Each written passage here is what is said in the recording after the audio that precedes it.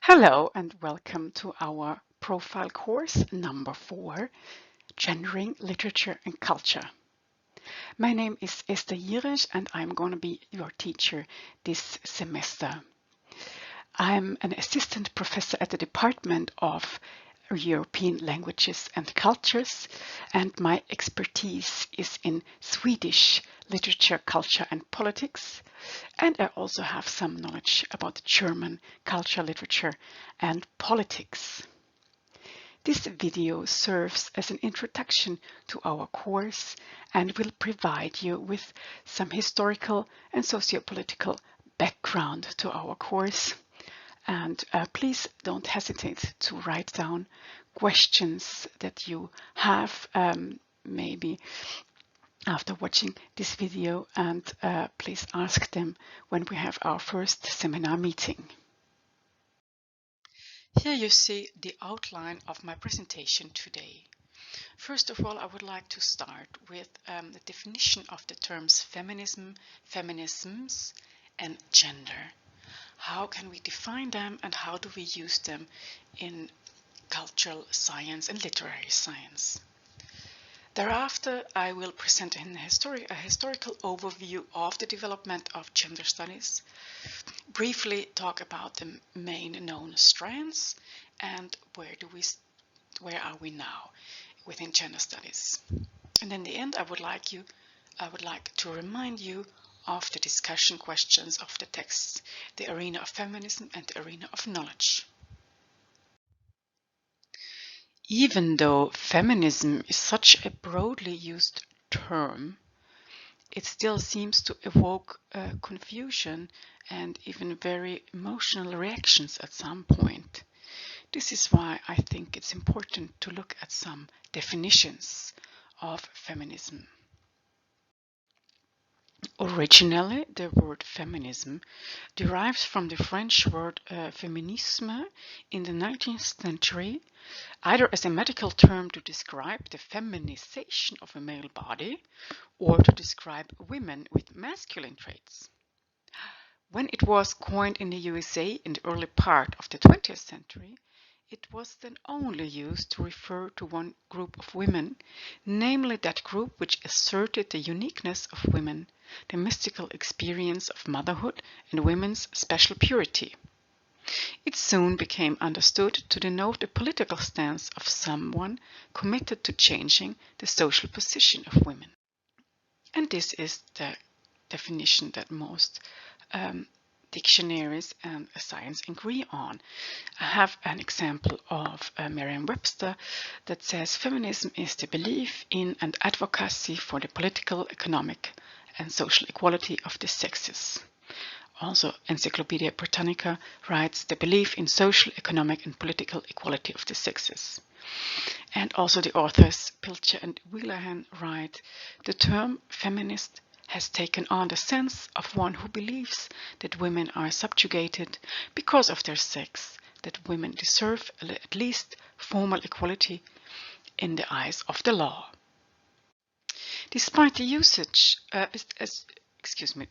fact that the usage of this term is relatively recent, it has become common practice to refer to early writers and thinkers, for example the 18th century writer Mary Wollstonecraft, as feminist, in acknowledgement of the connections between their arguments and those of modern feminism. Since the 1980s, it has become common use. It has become common to use the plural form to signify that although all feminists may share a basic commitment to ending female oppression, they do not always approach this problem from the same political or philosophical base. It is also an acceptance that part of the richness of feminism's legacy is this diversity and heterogeneity of positions. Unfortunately, we don't have the time to deal with all those different positions, but some of them we will encounter and make us our own in the course of this seminar. First of all, as you all may well know, is that the perception and attribution of gender is something that changes through history and different cultural backgrounds. There are also different situations where gender plays a role. You get assigned a certain gender identity at birth. You have your own gender identity. Other people view and perceive you in a certain way, and there is also a sort of enactment and role, how you play your gender role. You might also remember that it has not been that long, in my memory, only a few years, since we have a third option, intersex or other, in official forms besides male and female gender. In Western culture in recent years, we have let go of the idea that gender is simply male or female, defined by body parts or sexual orientation, or determined by chromosomes. The consensus is more and more that that gender is a spectrum, which makes room for people with gender fluidity or intersex people. There's also a growing consensus that the expression or performativity of the term of Judith Butler is very important in enacting one's gender and how you define your gender yourself as a personal identity. The construction of the differences of the biological sexes of male and female have through the ages led to a deep impact on cultural, psychological, political and economical differences between the sexes. Next week you're going to, this week you're going to read a text by Virginia Woolf, the English author who was on the forefront of criticizing this binary division of male versus female, and was already in the 1920s propagating some new kind of identity, like maybe androgyny. Our other author for this week is Simone de Beauvoir, a French feminist, which points out the perceived difference between gender and biological sex. De Beauvoir forms the idea that a woman is made a woman and not born a woman because of her physiological exterior.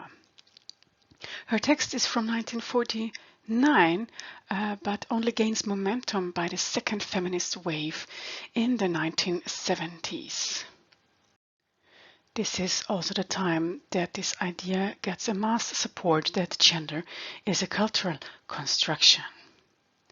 Judith Butler, a very important theorist and philosopher, develops this idea further and coins the term of performativity. And she even goes further in this idea that both the gender and the sexualized body are constructed by culturally prescribed behaviors. The development of gender studies as an academic discipline is closely connected to the emergence of the movement of feminism. This is why I will start with giving an historical overview of the so-called waves of feminism. The historical development of feminism, especially in Britain and the USA, is commonly divided into several key periods, some characterized by a relative absence of feminist thought and mobilization, and others by a sustained growth both of feminist criticism and of activism with a high public profile. The apparent pattern of rise and fall of feminism over time has led to the wave analogy. The peaks and troughs of the feminist movement are characterized as following the motion of tidal water, with its ongoing cycle of gradual swelling, eventual cresting, and final subsiding. The wave analogy developed along with the resurgence of feminism in the UK and US in the 1960s, which had been immediately preceded by a period of relative dormancy. The earlier period of feminist activism was thereafter called and became known as First Wave Feminism. This period dated approximately from the mid-late 19th century up until about the 1920s. First wave feminism had as its key concerns women's attainment of equality with men. Feminist analysis and campaigning, therefore, centered around securing legislational change to attain the vote, the access to education and professions, to have legal rights of property ownership, rights in marriage and divorce, and so on. I have given here a famous Groninger example, Aletta Jacobs, whose statue you can admire in front of the Harmony Building, who was the first medical student and first doctor in the Netherlands. First female student, of course. I'm sorry. The right to vote for women was attained in most of Western Europe's countries around the First World War or the Second World War, which was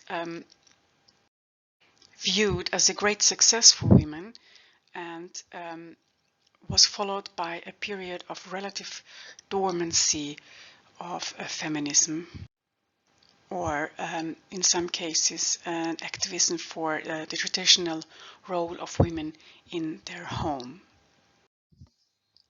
Second wave feminism is a term used to describe a period of feminist collective political activism and a shift in theory which emerged in the late 1960s and peaked in the 1970s. Reflecting on the gains of the suffragists and disappointed by the fact that substantive change had not followed the modification of the formal structures, feminists concerned themselves with broader social relations at this time. Formed within a context which already included a program for legal and political emancipation, modern feminism concentrated on issues which specifically affected women: reproduction, mothering, sexual violence, expression of sexuality, and domestic labor. Second wave feminists talked in terms of liberation from the oppressiveness of a patriarchally defined society, and a key site of this struggle was the female body itself. Many of the women who gave feminism its new radical impetus were refugees from the New Left and civil rights political movements.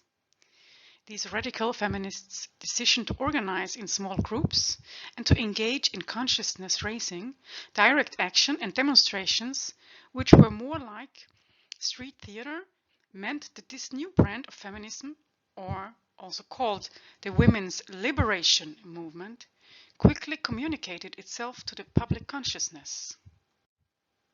The idea fostered by the explosion of second wave radicalism that anyone could join the women's movement encouraged a kind of inclusivism which prompted the emergence of all kinds of subgroupings, many of which were established to allow critical space for lesbians, women of color, and working class women. The strength of the second wave is that it created the conditions within which such heterogeneity was possible. The weakness was that it still came to be marked by an informal mainstream of white middle-class heterosexual women who seemed at times reluctant to give anything but token space to dissenting or critical voices. By the late 1980s, it is arguable that the women's liberation movement, characteristic of the second wave feminism in the US and UK, had lost a good deal of its dynamism.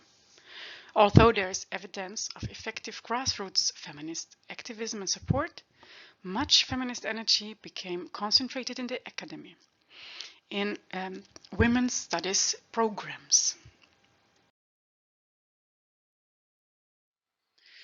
A term that is very important to mention in this context and coming up around approximately the same time as third wave feminism is the problematic term post-feminism.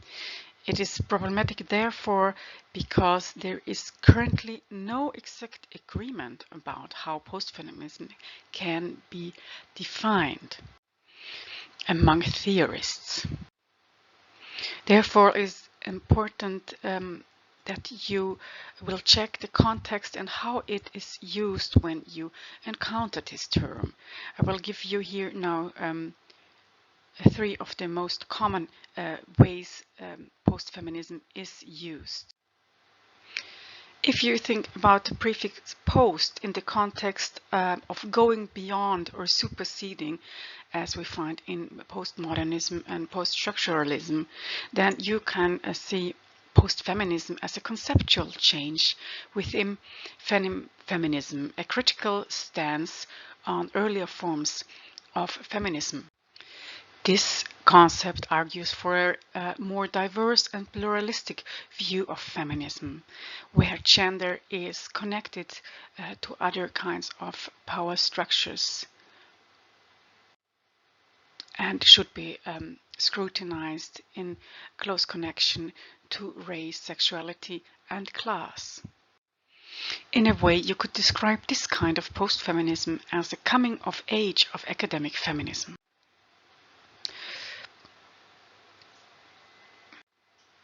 Ook de tweede, Also, the second definition of post-feminism builds upon second wave feminism and can be seen as a timely change in feminism. The feminist movement or feminist movements are seen as a continual process of renewing and change. This entails that feminism, very close to third wave feminism, is being set in the current societal context where popular culture, consumerism and media culture are focused on and have an important impact on feminism.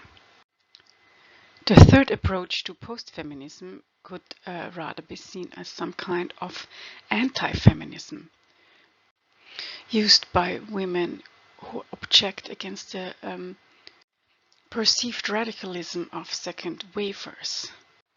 They experience too much pressure of the role of being a power woman, which has been put on them by second wave feminism. This kind of post-feminism acts on the surface as means for empowerment, but actually following a conservative agenda. Female characters like Bridget Jones and Carrie Bradshaw claim to be liberated and clearly enjoy their sexuality, but what they are constantly searching for is the one man who will make everything worthwhile. At this point, I would like to address the backlash against feminism from the recent decades in a few words.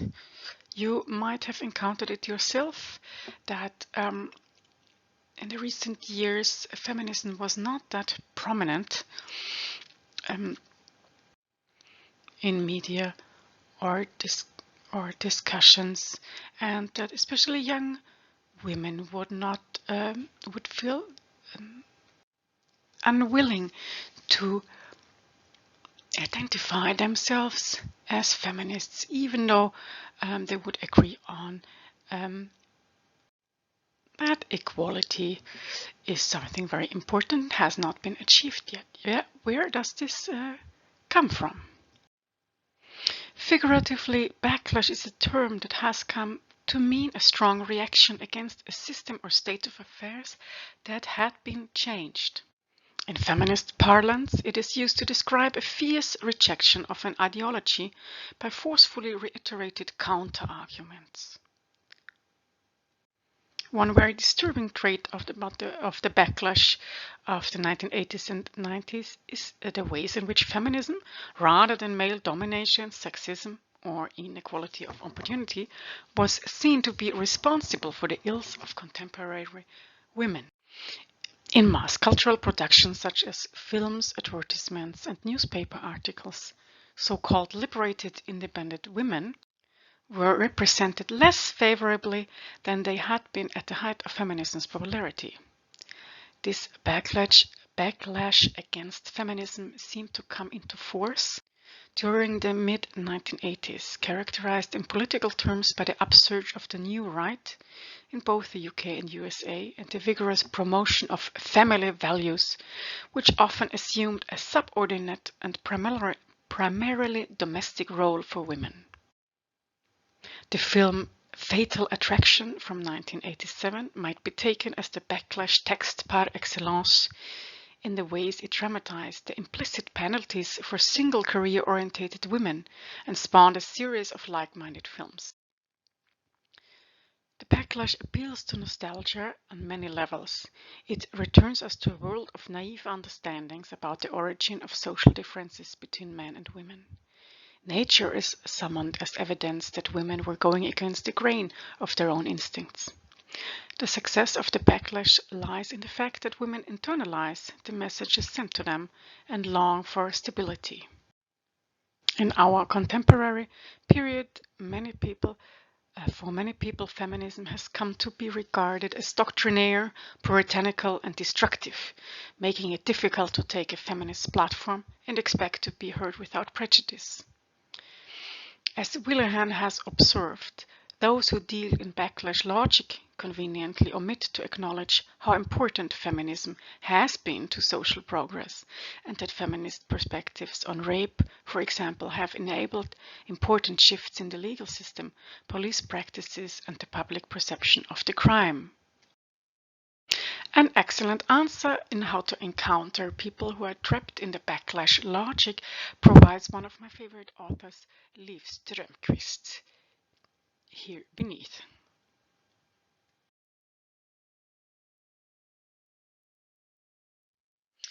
Most recently, feminist analysis and activism from post-2007 has been dubbed the fourth wave. As well as feminist activism that has emerged in the context of the financial crisis after 2007 and subsequent politics of austerity is been identified as still ongoing. Even though some theorists might contest that there even is a fourth wave, and this might only be part of the third wave. Well, that is always the problem with writing from a contemporary historical view when there are currents still ongoing. A key defining feature, though, for this fourth wave, as we want to stay in this terminology, is the use of online campaigns via the internet and social media to build and popularize feminist activism.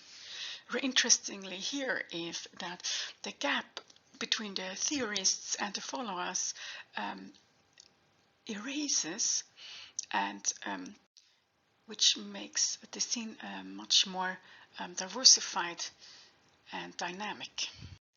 One example of fourth wave feminism is the global slut walk movement originating from Toronto, Canada in 2001, and of course Me Too that started 2017 in acknowledging and fighting against sexual violence.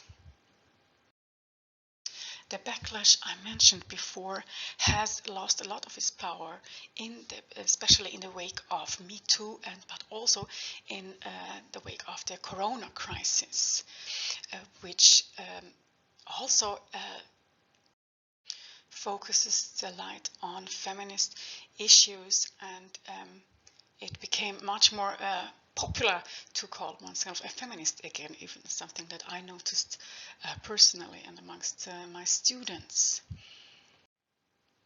If you're interested in our own take on the Corona crisis and its impact of feminism, feel free to watch our presentation given by me and my colleagues, Xenia Robbe, Jeanette Tendonder.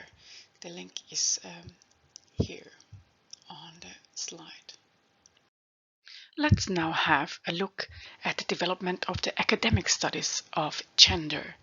As I mentioned before, this is a very young field of studies and is largely connected to second wave feminism. So between the 1970s and 1990s, you see a lot of women's studies starting at different European universities.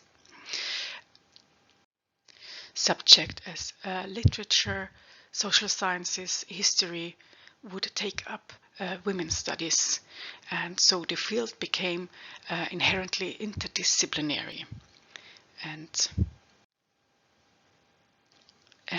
focused on power and politics in many of those fields. Later, to include and diversify those studies, women's studies and also men's studies that arose in the time would change their name into gender studies to include women, masculinity studies and queer studies, and several other branches as black women, black feminism and indigenous studies. Okay, let's now look at some of the most dominant strands in feminist and gender theory. We'll start with equality feminism that derives from the Anglo-Saxon area. The main idea is here that women are equal to men, and this is why they deserve to be part of the public sphere. Theorists and writers of this strand are mainly focused on filling that gender gap or blind spots in history in the arts and giving unacknowledged women a space there. At the same time, they reflect on masculine, hetero and ethnocentric constructions of cultural values. Socialist or Marxist feminism links changes in women's social conditions with the need to overthrow industrial capitalism and change the relations of the worker to the means of production. They criticize, although classical Marxism, in that it is too focused on just class equality and leaves the women's question out. Marxist feminists are mindful of the ways society is driven by class and race distinctions, as well as those of gender, and contend that it is more useful to consider oppression as a multi-pronged and interrelated, rather than arguing that one form is more destructive than others. And here we already see a starting point for intersectionality. Making the suppression of women in the workplace seen, as well as the unpaid labor in the home, is one of the aims of Marxist feminism. The post-structuralist feminist approach developed amongst French-speaking theorists. It can be seen as an answer or some kind of contrast to equality feminism. Here is the difference on the here is the emphasis on difference of women and men. What they critique about equality feminism is that it still tries to pursue male goals and try to imitate male works and follows the patriarchal system after all. Goals of the post-structural feminism is to create one's own history and one's own canon and one's own kind of writing, the so-called écriture féminine, which we are going to read a little bit more about soon. Feminism from a postmodern perspective deals a lot with language and the construction of meaning, and how gender identity is performed and learned after Judith Butler. Postmodern and post-structuralist interventions in this field bring even greater diversity to what can be understood as feminist. And core ideas about being a woman and inequality are held up for scrutiny, as the ideas of an essential female political identity or a transparent oppressor-oppressed relationship of power are problematized by broader questions about how meanings and truth are generated in social discourse and how fixed meanings attached to gender can be. Post-colonial feminism tries to leave behind a Eurocentric, Western-centric approach and deals with center-periphery relations, aiming for a universal thought. The experience of women in ex-colonies are in the center, at the center of attention here. And this is also closely related to indigenous feminism and looking at the intersection of oppression as a woman and an indigenous person by Western patriarchy, but also how Western patriarchy influences man-women relations in indigenous communities.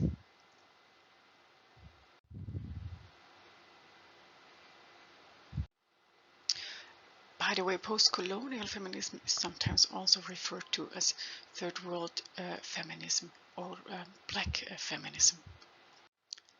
Besides those 6 strands I just mentioned, there are also many more, like, for example, ecofeminism and some movements and theoreticians that deal more with activist movements like the Riot Girl movement that I mentioned before, and other activist movements. To sum up, where are we now within gender studies? Post-colonial studies, queer studies, and black studies have shown a strong influence on the past decades on gender studies. I briefly sketched the way from women's studies to gender studies. The focus of interest here is not just about women, but also very much about the differences between women and even differences within one woman. Intersectionality is a very useful approach dealing with the different axes of oppression that overlap and strengthen each other. And some other factors besides sex can be class, race, sexuality, age, size, and many more. Also masculinity, homosexuality, transgender people are of interest and are to be studied by gender studies. And last, I would like to remind you of the preparations for our first seminar. Please prepare the questions beneath. And here are the questions to the text The Arena of Knowledge. Can you make a connection between the Foucauldian understanding of power as constitutive for subjectivity and Virginia Woolf's feminist credo, think we must? How are power and knowledge always related to each other? Explain why standpoints should not be simply taken as personal experiences. Why do we have to say that experiences are always already mediated? And why is that particular characterization of experiences of such importance for critical analysis? Now that I have come to the end of my presentation, I would like to recommend a great TED Talk by Nigerian author Chimamanda Ngozi Adichie, We Should All Be Feminists, that you might look at voluntarily. All my sources and authors can be found in the further reading section of our course syllabus literature list. Now I have come to the end of my presentation, and I'm looking forward to meeting you all in our first seminar.